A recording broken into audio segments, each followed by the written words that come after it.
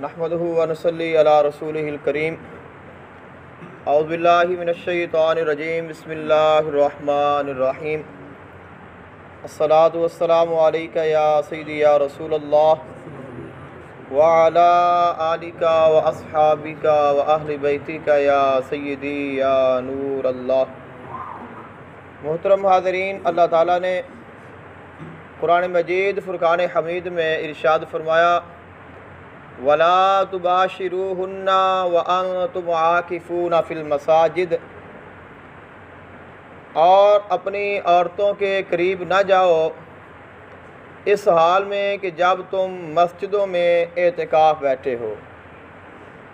और दूसरे मकाम पे इरशाद फरमाया, वाहिदना इला इब्राहीमा व इस्माईला अन तहिरा बैतिया लित्ताइफीना वल आकिफीना वर्रुक्काइस सुजूद, कि हमने हज़रत इब्राहीम अलैहिस्सलाम और हज़रत इस्माईल अलैहिस्सलाम से ये अहद लिया कि तुमने मेरे घर को साफ़ रखना है, पाक रखना है, एतकाफ़ करने वालों के लिए, तवाफ़ करने वालों के लिए और सजदा और रुकू करने वालों के लिए।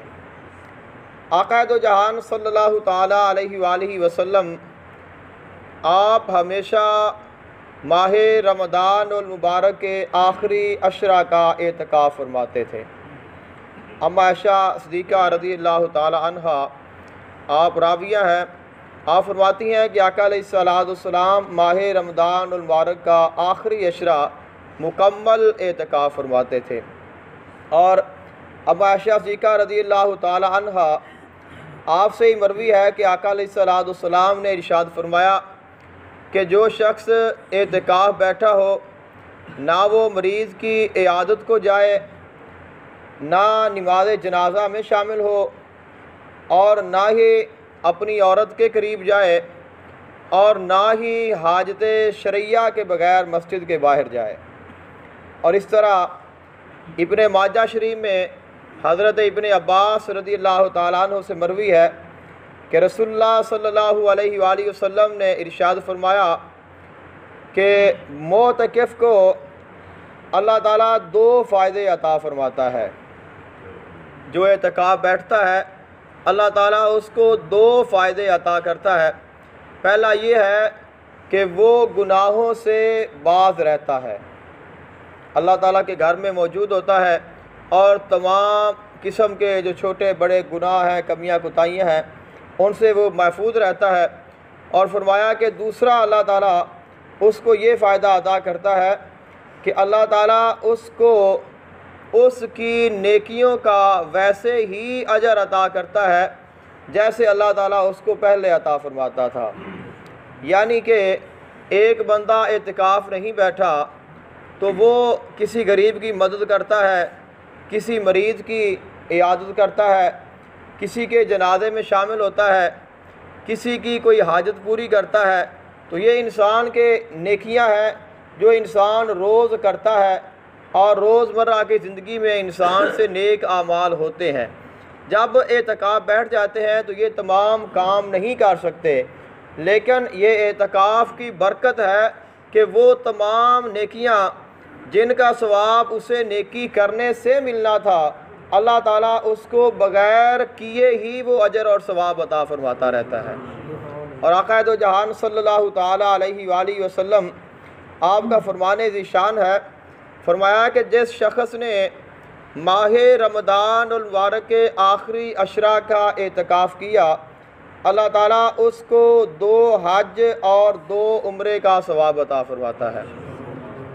मस्जिद में अल्लाह ताला की रज़ा के लिए एतकाफ़ की नीयत से ठहरना ये लाज़मी है, और इसके लिए मुसलमान आकिल और जनाबत और हैज़ और निफास से पाक होना ज़रूरी है।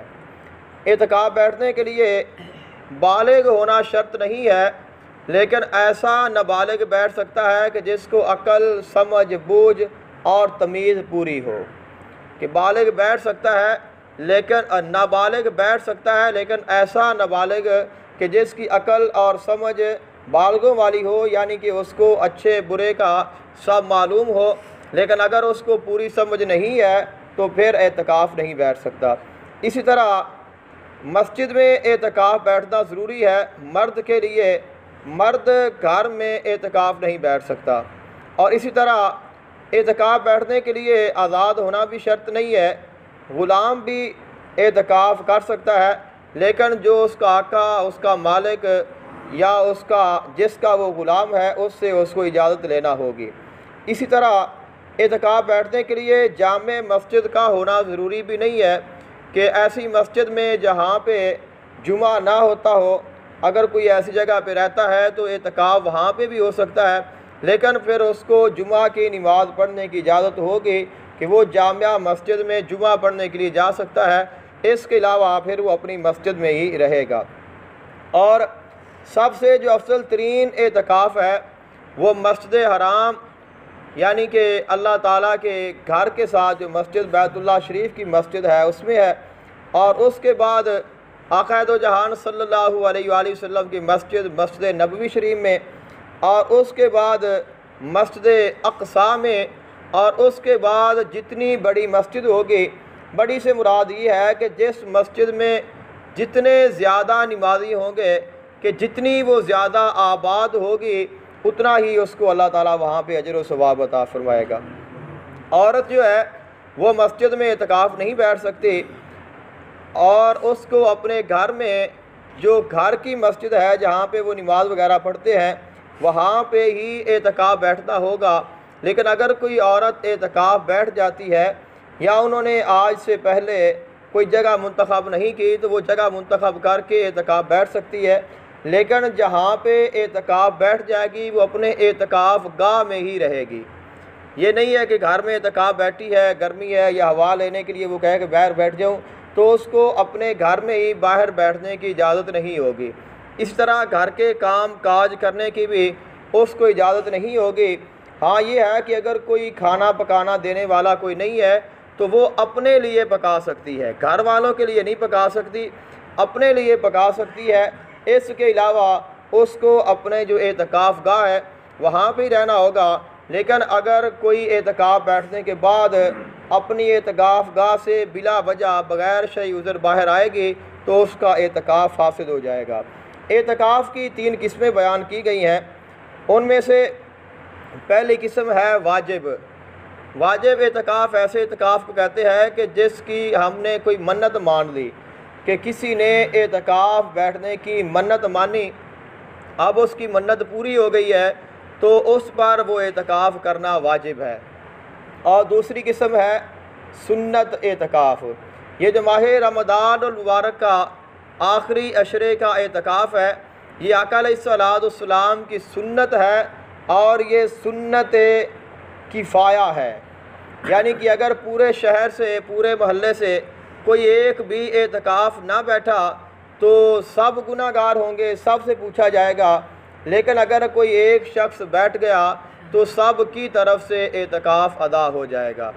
और तीसरी किस्म एतकाफ़ की है नफल एतकाफ़।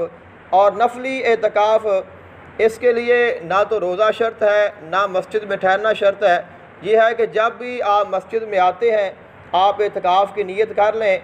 जितनी देर आप मस्जिद में रहेंगे आपको एतकाफ़ का सवाब मिलता रहेगा। जब आप मस्जिद से बाहर जाएंगे तो आपका एतकाफ़ ख़त्म हो जाएगा।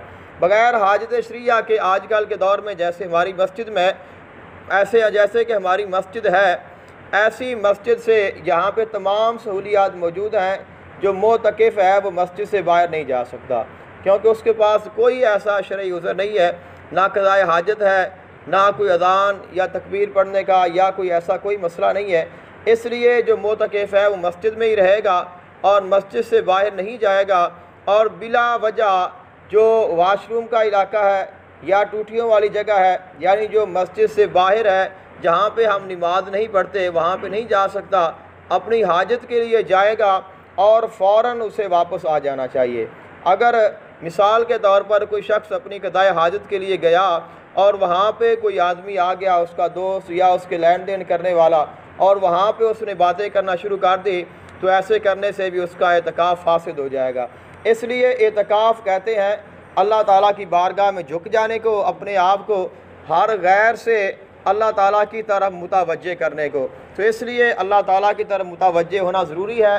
तो जितना एतकाफ़ खालिस होगा और इसमें परहेज़गारी होगी, एहतियात होगा, दुनिया से दूरी होगी, उतनी ही इसमें अल्लाह ताला बरकतें अता फ़रमाएगा।